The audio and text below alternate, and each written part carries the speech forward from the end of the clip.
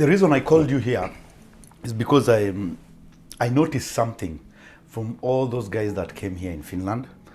For you, the first time I saw you and the way I'm seeing you now, you've gone through a change, like a very big change, because that first time when you came, your brother was telling me, "Oh, this is my brother. You were a bit skinny, like not skinny. I'm not saying skinny per se, but you were a bit small and everything." Then after a while, I never used to see you around. Then all of a sudden, one time I come to your brother's house, I'm seeing this big guy with muscles and everything. I was like, so do you gym? Do you go for gym? Do you do weights and? Well, you are right, because when I got here, I was very skinny. Yeah. And obvious. Yeah, everybody carries weight, I think so. Because if you walk around with your body weight, that's already weight, so you're carrying weight. But I just decided that I was going to carry a little bit extra weight. Yeah. And that's when I got into gym and yeah. So tell me the process, because now you are in school, then you got job, you had a job. How long did it take you to have a job like here in Finland, by the way? I used to have this tough points, call on. You know, if there's an opening, they will call you, run to one place, do this, and then you stay jobless for another 2-3 weeks or even a month. And I never actually got a summer job while I was studying. I never had none of those. So it was always friends, my brother's friends, and friends of friends who would always take their summer holidays, and then I would get called to replace them and this kind of stuff. So I think it was easy for you because at least you had much time, like extra so much. Because I'll come to how you started juggling schooling, workout, and work. But at the first few weeks for you, you never had so much work, but you had school. So you had time more to go to gym, like in the evenings, mornings. Or how can you put it? You are the one saying it. Yeah, I think I will take it from here. When I started school, obviously, well, what brings us here is school. But then, in the process of schooling, you need to survive. Yes. You need to make an extra on the side. There's bills to be paid and this kind of stuff. So I started training, doing these cleaning jobs, which were the only option back then for students. So I did that, but I never got a permanent place of my own. So I was always like calling and replacing people and this kind of stuff. But most of my works were usually in the mornings, and I would take my bicycles from 4 to 5:30, sometimes, yeah. Just depends on where the place of work was. And also evening after school, I would take jobs as well if there was one available. So how did I juggle this with school and gym and everything? Well, for me, you have to understand that I would say that how would I juggle school and work with gym? Because for me, gym was like a priority. Yeah, that was the first one. Yes. Okay. Yeah, and maybe you have to also understand that where I'm coming from, like from my point of view, why I'm saying that gym was first and then school and work was second, was because this is where I derive my energy from. I get my energy from the gym. So. Were you shy before? I'm still shy, so. Are you shy still now? Yeah. No. Okay. No, but because many times I see people go to gym, like they go to fight those things, kind of things. Like people are not like confident. They're feeling like they're. So for you, it was just the love for gym, because even back home, at least you were doing some small, and watching things. Back at home, I would say that it was more of a like physical labor, like just the chores and everything back home. But you have to also get it that my love for gym started when I was in primary school, so probably under 10 years of age, because my dad was an avid fan of WWE wrestling fights and all this stuff. So every time this would come on the telly, he would always call us to come watch John Cena is here, and then we would go there, and then I always thought that these bodies look good, and I want to be in that kind of shape. So, and then it shifted from wrestlings to movies, and then I watched people like Arnold Schwarzenegger in the movies and Terminator, you know, this kind of movies. So it was really, really good. And I think also for the self-esteem, you always look at them when they walk around, and it felt like they own the world, you know. So I always thought that this brings self-confidence and your esteem. You feel proud and good in your skin. So I thought that, yeah, it's something that I would like to do as well.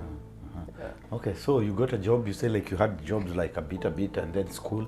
How what time were you going to school, and how was the schooling like in the timing in school in Finland? Yeah. The school usually started at 8:15.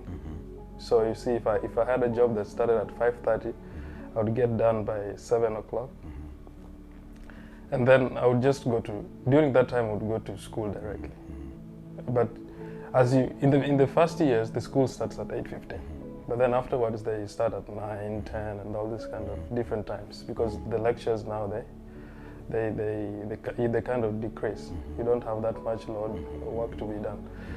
So whenever I had like lectures that started at 9, I would go to work, and then I would hit the gym, and then I would come to school. Damn. So I always did 2 hours of workout before school, and I did that 6 days a week, and I still do it 6 days a week. So give me the process now. Okay, now you started gym, eh? Yeah. Did you have an aim? What did you want to achieve first, like on the gym? Did you say like you wanted a nice body and everything? Then after a long time, because I'm always asking myself, okay, when you go to gym, what is the end goal? Because me always think like there's an end, but the way I see you, yours is endless. Like it's like a part of you, like completely. Yeah. Unfortunately, this is going to continue until I probably die. Or you continue until you don't even have to lift anything. Or until I get broken. I'm already broken, like my body is done, but you have to keep doing it. But anyways, back to the question at hand here is that, how did I do it? In the beginning, I have to say that I had a goal, that I wanted to look good and look good fast. So like most people that will come to even to this day, I find new people that come to the gym and they ask you, how can I look like this and for how long, you know? There's that speed, the microwave generation, you need stuff done very fast. So, but once I started, I actually realized that this is a long-term project. It's a long-term shot. So I got what I wanted, but at a personal cost. I made a lot of mistakes in the beginning, like most people would do, because I learned mostly from YouTube and everything. And you make a lot of mistakes. I still make mistakes to this day, but I've just limited the mistakes. But what would I say about the end, when it comes to an end? It will never come to an end, really, because I think that the body goal, for me, how I see it is like it's a moving target. You set a target, you hit it, and then you realize that this is not a perfect body. There's no perfect body, by the way. Whatever you see in somebody else, then you might think that, I think it looks good, he has a perfect body, he could stop. Themselves, when they look at themselves, when they look at what they see on the reflections of the mirrors and all that stuff, they're never satisfied. And I have the same feeling, and it's always like, it's a moving target. Like now I have my goal for this year. I've already achieved that goal in 4 months. I set it for a whole year, but I've already done it in 4 months. But then I realized that I need another goal. So I already have another goal in place. So, and then I already have in my mind that after this, there's another thing coming, because I have to grow all the body parts at the same, almost nearly the same time. And some of them take longer to grow. If you work out, you realize that. And some of them come naturally if you have good genetics and all this kind of stuff. So, okay, give me a typical day for a guy who lifts weights.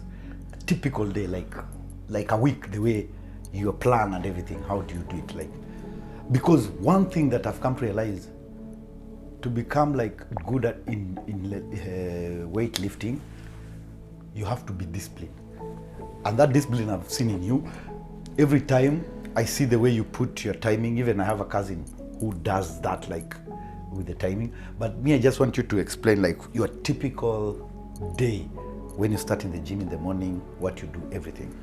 Well, I would say you brought up a very good point about timing and also discipline. I think for me it's like the gym thing is a pyramid.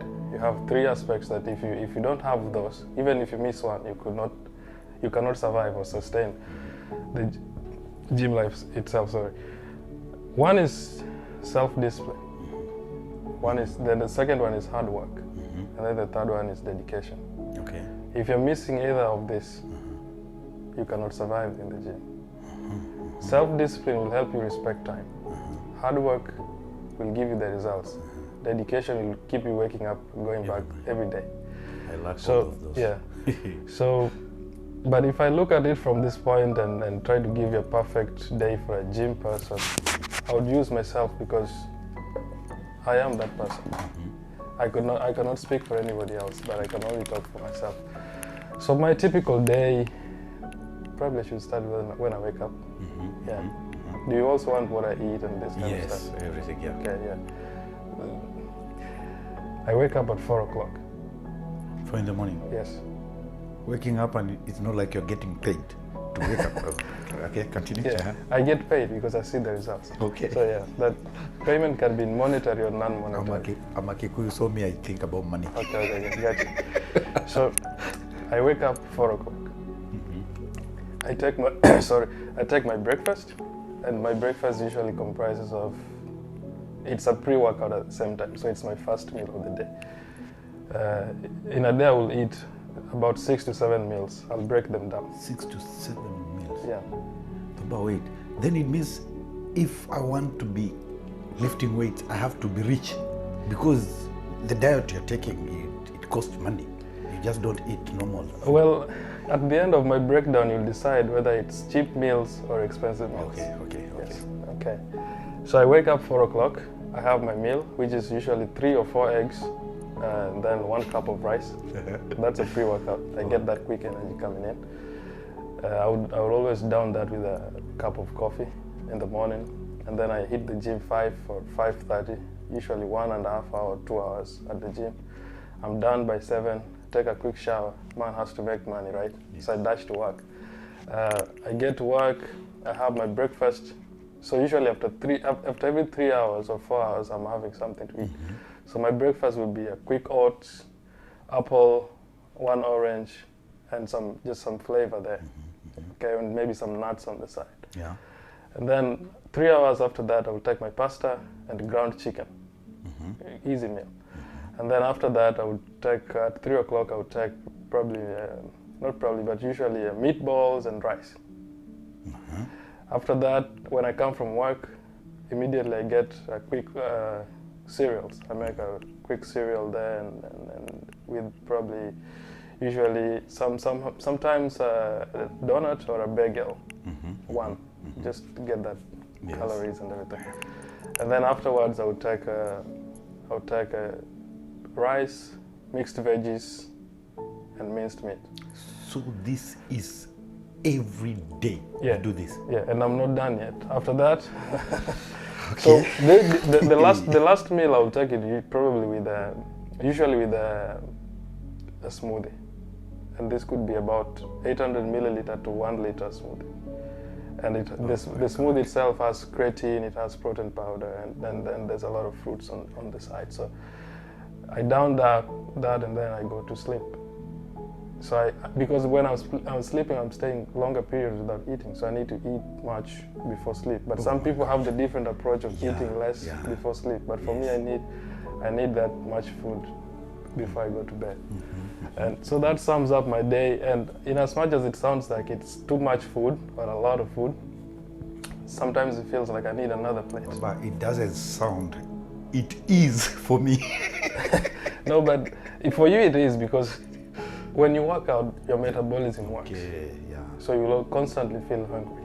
You'll feel that hunger. So, but I would understand for somebody who's just like working and just sitting down and not doing this active weightlifting and stuff, it is a lot of food. It is a lot of food. Yeah. Wow. So is it an expensive meal? Do you think it is expensive? I think we can do another interview. You show me how much you spend when you buy those things. Yeah, but I think you should also understand that with bodybuilding, the most important thing or the most difficult thing is not the weightlifting. Anybody can lift weights. Yes. The most difficult thing in bodybuilding is meals. Eating is difficult. Because I eat the same meals for a whole year, every day for a whole year. And that's tough. Okay. Yeah. Okay. Yeah. Can you share any fact, like interesting story about weightlifting that you have experienced here in Finland? So what has changed with all this weightlifting and gym stuff? Yeah. Probably you get more attention, more than you'd like at sometimes. And it's usually, I'm not talking about the outsiders, and well, in the outside world you'll see a lot of eyes looking at you, but then the eyes could mean anything. But at the gym, it's like I found a lot of new friends, really, really good friends that I never had just being outside there and never lifting weights. So what has changed? Getting noticed. And do I like it? Of course, I'm human. I enjoy that. Love it. So, so yeah, that's a positive. So that brings me back to what I talked about, the self-esteem. Yes. When people like you, get that self-esteem boost and confidence boost, and yeah, I think that takes you a long way. Describe for me the type of girl out of the blue. Like, just tell me your type of girl. Well, I'm a very simple guy, okay? When it comes to, are you talking about a girl that I would date? Yes, or somebody? Yes. Okay, you put me on the spot. But anyways, the thing is that I probably like just a normal lady, somebody who would be there for me at home, somebody who we could have a lot of things that we share together. She doesn't have to lift weights like I do, but she has to understand what I do. And if she gets like attracted to me because of this body, she has to understand what it takes to get it. Oh, good. Yeah. Yes. I get it. And that one I will always explain from the beginning. Yeah. And what does she get from me? Because I've talked about what I expect from her. What does she expect from me? She expects somebody that is big on personal development. I would help them. I would uplift them whenever there is that need. They get dedication and discipline. And then they just get a sense of security from me as well. I think most ladies look for that sense of security. Yeah. So, but they should also bring me peace of mind. I need that. Peace of mind. Good luck with that. Yeah. Okay.